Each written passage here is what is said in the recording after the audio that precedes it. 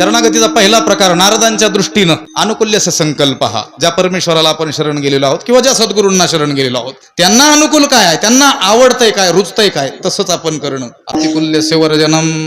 देवाला प्रतिकूल आहे, त्याला जे आवडत नाही, त्याला काय आवडत नाही, अहंकार कोणत्याही गोष्टीचा न करणं.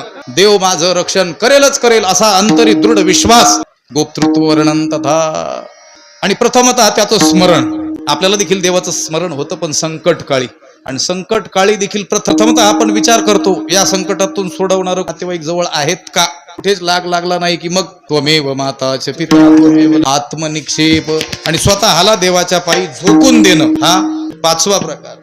कार्पण्ये आणि दीनता, लीनता, नम्रता, विनयता सहावा प्रकार. हे सहा प्रकार जर आपल्या जीवनात आलेले असतील तर शास्त्रकार लोक आपल्याला म्हणतील तू देवाला शरण गेलेला आहेस. आणि अशा रीतीनं आपण शरण गेलेलो असू तर तुकोबर आहे आपल्याला भाग्यवंत म्हणायला तयार.